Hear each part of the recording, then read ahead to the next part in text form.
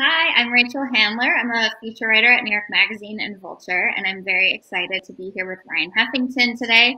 He's a choreographer and an instructor at Sweatfest. Ryan, how's it going? It's going well, I gotta say. Yeah. Yeah, I'm just at my house in the desert, and yeah, I'm okay right now. Thank you. It's been a while since we first spoke at the beginning of all of this. Hmm. Um, I was doing your daily Sweatfest pretty religiously in the beginning, and I actually did it again this morning right before this interview. Nice. Can you talk to me? Can you talk to me a little bit about when this all began for you, where the idea came from? Sure. Yeah, I was working on a film in New York when the pandemic hit. Production got halted, and I came back to California in LA where I was renting and had someone staying there. So I decided to go to my desert house, and I never left actually. And I don't know, I just knew that it was going to be a moment of tension, I think, and we could just feel it in New York. It was only about like a week or so that it really came heavily, the condition of what we were about to jump into. And yeah, so I got home and I missed teaching, and I knew I wouldn't be able to do it at my studio. So I just had this idea to teach online and to do a class that would be more inclusive for people that don't have technique. And I was like, I'm going to do one class. And by the end of that class, I'm like, I'm going to do another class and another class. And, I don't know, 6 months later, I was still doing classes. For a while, I was doing 5 classes a week. And it just became the source of happiness and connectivity. And it really just kind of worked for the time that, we were having in quarantine. I never expected to do it really. Literally, I think that 2 days before, and I expected my friends in LA and my students to take, and then the world logged in, and it was a great surprise. What do you think sort of sets your sort of choreography, the style of your classes apart? Why do you think people are drawn to it specifically? Well, I think I allow you to do you. I give moves. I mean, and you know, in my classes, I love not to take ourselves so serious. And so this is something that I wanted to do with this class as well. The moves, the scarecrow, the booty grind. Like, there's so many like moves that aren't typical tech dance techniques, although they are now. And I don't know, it was literally a platform for people to feel good and not think about the pandemic and the stress and the money. And it was literally just like, log on, let's have fun. We played dress up, and it's more about like feeling like a kid again, and having props and microphones and singing. And it was kind of undeniable, like the lack of pressure there was in this class. And like I said, I think it worked because people um, were free, and they were in their apartments, and so they didn't have an audience or classmates. So it just allowed people to feel safe, because dance can be really intimidating and isolating, and in terms of like your skill level, then it can tailspin a lot of people out. But it was kind of the opposite. It was just like, do whatever you want. There's no judgment. And yeah, that's kind of how it was lined up for the audience. Yeah. As someone who has been a horrible dancer for all of my life, I can confirm that that's the appeal for me because I'm like, you don't, nothing is that hard. I feel like I get it. It's a vibe for sure. How has the class sort of evolved over time for you? Because you've been doing this almost a year now. I've been doing it over a year. I was going strong. The momentum was inspiring to me in terms of like how many people showed up, from so many countries. I think that was the most surprising, because I didn't really have like an online presence in terms of teaching. So I was floored by how many people were attending and where they're from. And, I kept teaching, kept teaching, kept teaching. And it was a great distraction for me as well in terms of like what was going on in the world, at least for that hour. And then, movements happened, Black Lives Matter. And so it became a little bit more of a political platform, I guess, without getting too political. But I just wanted to raise money. So we started raising money because the class has always been free. And yeah, so it was engaging. It was, hopefully we're dancing for a good cause or causes. And then, yeah, I still teach every now and then. I was lucky enough to go back to work a little bit. And also, the burnout was real. I had never taught 5 classes ever in one week. And I was doing it and I was prepping 3 hours at night. And it became my life for a while. And I was having such a great time doing it, and the feedback, and like I said, raising money for organizations. And then I was like, oh yeah, self-care, like I was giving, and which I wanted to do. And then I was like, I need to slow my roll because I felt a little burnout coming a little bit. So I just like chilled out on classes, would do like 2 or 3 a week. And now I do them when I feel like it. But a lot of them live online, so people can log in and whenever they want to check them out. And yeah, so it's that balance. It's a balance of giving and then like keeping what light I would have inside of me, so I wouldn't burn out. So it's been an evolution for sure. How has doing this changed you, both as a person and as a choreographer? Ooh, how has it changed me? That's a great question. Um, I think my idea of what dance is, I've been teaching like sweaty classes at my studio for like 10 years. So I knew that it was dance is can be more accessible than how maybe we thought of it before. But this just put it in a different realm. And I love that I could use it, like I said, to raise money and be a little bit more political in times where I think it was needed. And, I never really, actually, that's not true. In LA, in my dance studio, we would raise money for LGBTQI. Like, we would do that. If, I don't know, one of our students needed money for whatever reason, like we do fundraisers. And so we were always doing it. But I think, knowing now that it was a world platform, that I had a voice through dance and I was using it, and I kind of tended to stay neutral before, but this was new for me. And, I think maybe I lost a lot of students as well, of course, but I don't know, it was important for me to support love and community and individuals across the board, and try to keep it as equal as possible, and just speak my mind on that a little bit.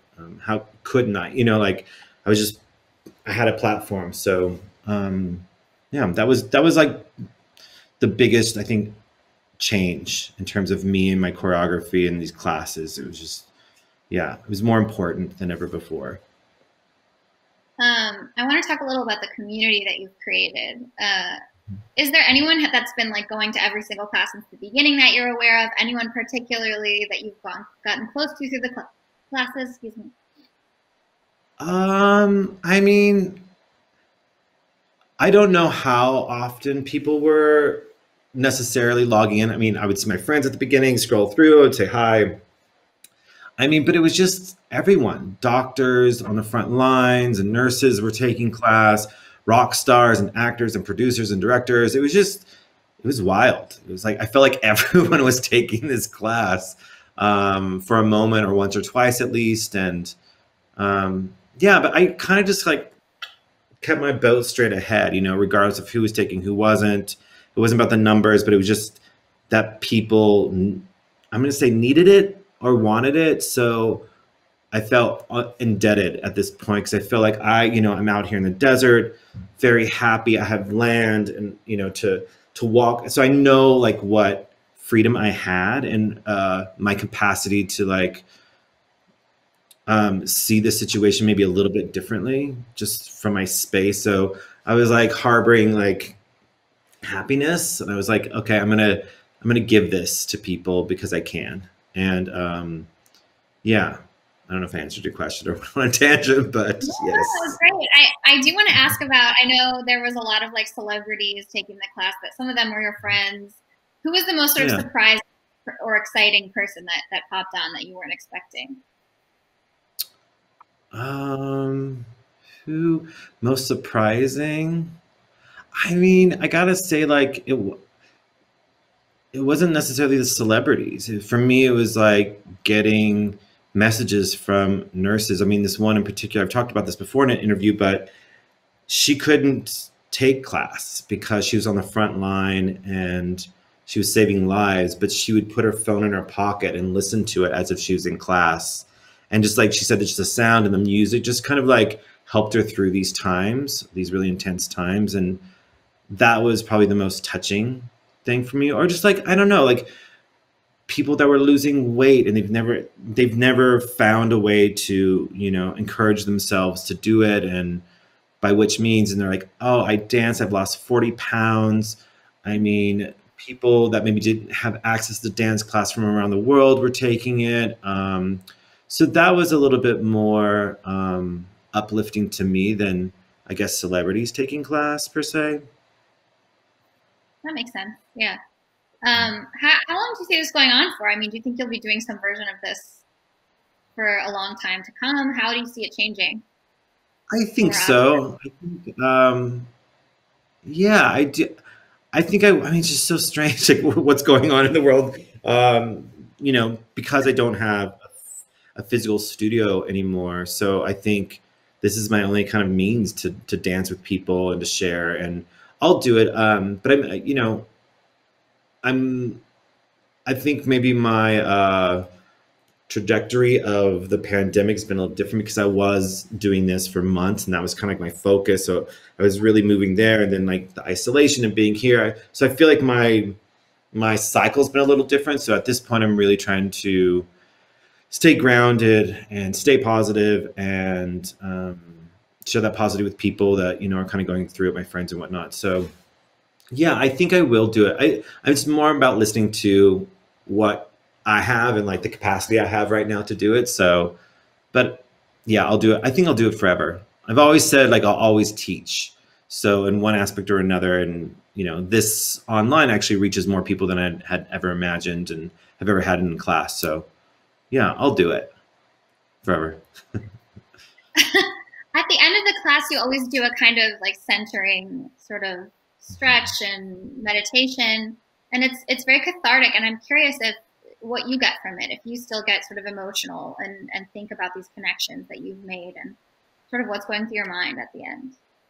I do. I think, we get into a heightened state once we start moving and exercising and, sweaty. It's super fun.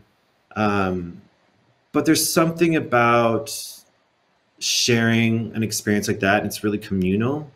And I always try to have people realize like how many people are dancing together, even though we're isolated in our own places, but just like coming together and sharing a unique experience. And I think for me, why I do that, and I've learned it from mentors and teachers. For people, I think I lay down a foundation and you do all the work as the student. And I think it's important that you take responsibility for that. And I think sometimes, in dance class, you're at the end, everyone's like, yeah, woo, that was great. And I was like, I just want to take a moment for you to realize what you've done and how much light you've created in your own body, and that it's possible through dance. It's possible, period. And then, if you have extra, share it with people, light the world up, and or just keep it to yourself and just like know that you can access it kind of whenever you want. So I think it was just like really taking this seriously in terms of just not just a fun bop around dance class, but it's like a spiritual generator or spiritual like lightness generator that we need no tools really to have and to access. So yeah, it's always just nice to like kind of hold that, instead of just letting it go and dissipating and not like knowing that we can harbor that for future use or the day or a moment later, you know? So it was just kind of like, let's just bring it all in rather than letting it go as we do for the 55 minutes that we're dancing around and acting a fool. So it's just like, okay, let's just bring it in and like, you know, meditate a little bit on it because it feels so good. I think that's when like a lot of tears came because I don't think people were giving themselves credit. And, you know, I mean, so much was going on outside their space that like maybe they didn't realize that happiness was right there or could be right there and accessible. So it was really important for me to like name that. I love that. Yeah, that's a very accurate way to put it, I think. How do you keep the playlist fresh? Where are you getting these songs from? How often are you switching it up? I mean, I did when I got to 100 classes, I'm like, I need to repeat some more. Like this is like taking up my life. I mean, every class I probably had at least 3 new songs. I would just spend, you know, hours at night making a playlist. You know, as a DJing, so you'd start at this level, then you go there, then you go like a slow song, then you end like a banger, and then we bring it together with a spiritual thing at the end. So I was playing DJ, and I love music, and I think I'm really attuned to like vibrations, and I'm also like I listen to who my audience is, like kids, so I wouldn't use like any profanity or very little.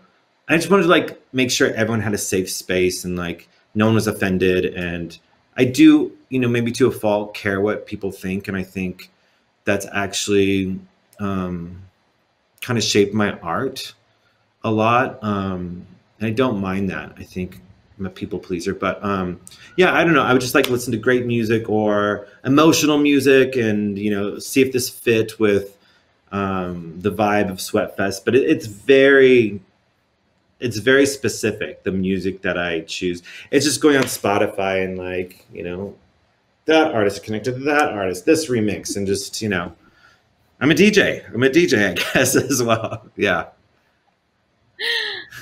I want to touch on some of your more like out in the world projects that you've been working on a little bit. In your career, you've done a lot of sort of big deal stuff. You worked with Sia, and you worked on the OA, which is one of my favorite shows ever, and on Baby Driver, Transparent.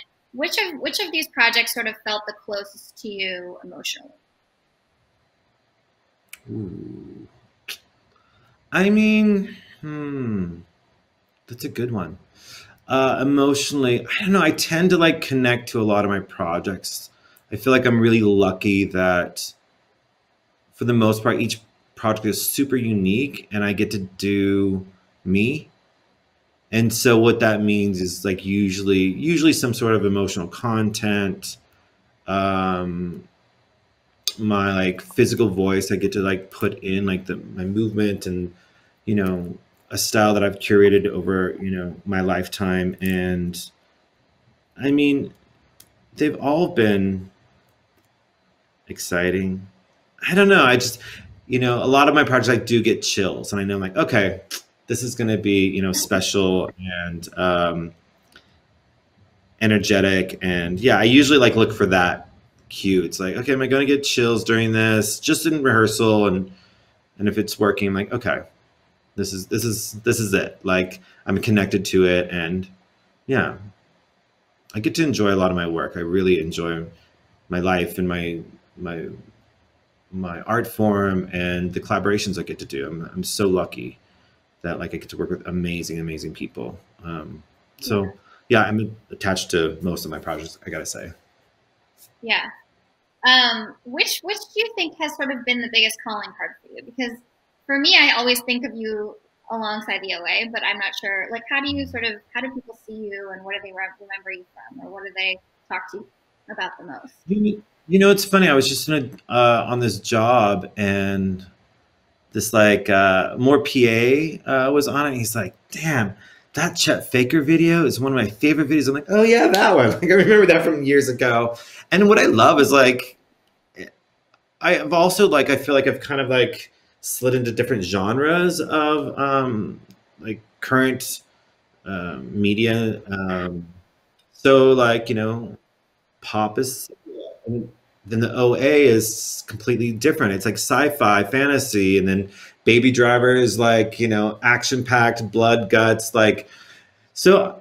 Everyone has a different connection, I think, to what I've done, and I love that. I love that, like, these dudes, these bros, like love that, and like I don't know, it's just like, and then like the moms are like, oh, we love this project, and not to stereotype, but I just did. But I don't know. I've kind of like touched these different worlds, and yeah, and I love that. I love that I'm able to do that. I'm not just like a pop choreographer. I get to do like more like heavy and ethereal work or emotional work. Yeah. I don't know.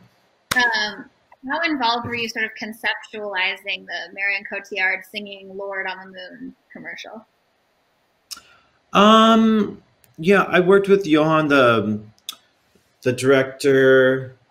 Marion had a great investment in this project, and it was so nice to listen to what she had to say about kind of like a more feminist, I guess, like angle to it. We're like, yes, because so many beauty and fashion commercials and scent commercials are like, no bueno, like very like antiquated, and the women are desperate, and it's like, and she's like, I can't do that. I'm like, yes, yes, yes, yes, yes.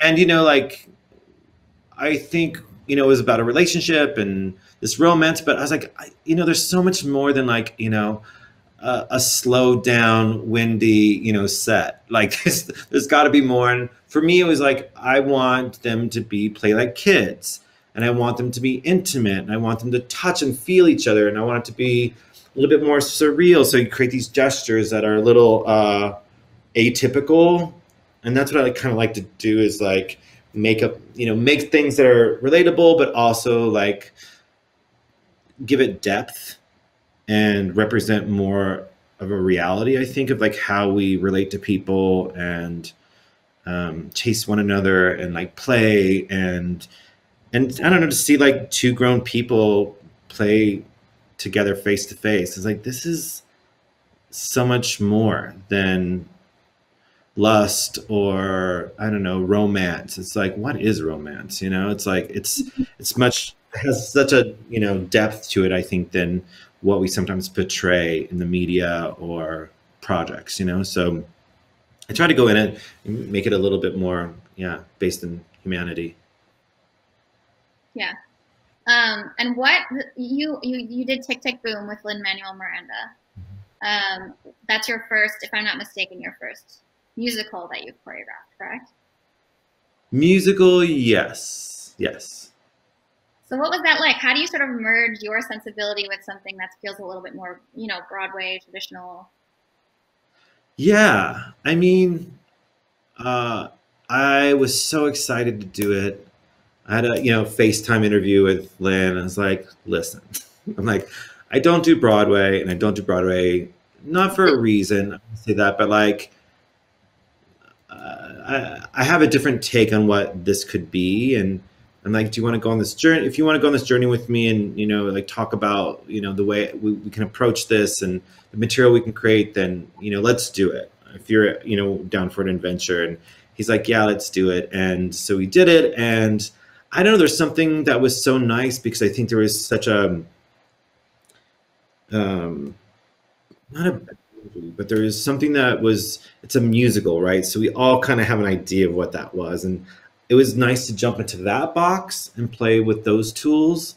Because I mean, the music is super musical theater.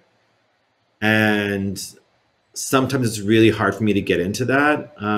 But this one I did, and it was really nice, of course, because, the music was written by Jonathan Larson, and it just, the narrative of the musical pieces really pushed the story forward. So it gave a depth to what the numbers were, instead of just kind of frivolous and like colorful, palettes that would just swipe by for 3 minutes. So that was nice. It was nice to like get into like the narrative of it all and make it still creative and, you know, hopefully with a little bit of like Huffington's signature on there. And yeah, it was great. It was a great experience. Lynn's amazing. The actors were amazing.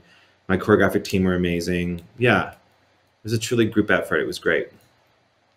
Well, I'm very excited to see it whenever we get the chance to finally. And this was lovely. I think we're out of time, but I really appreciate you taking the time to talk about all this. Yeah, thank you for asking the questions. And thanks for South by Southwest for having us. Yeah.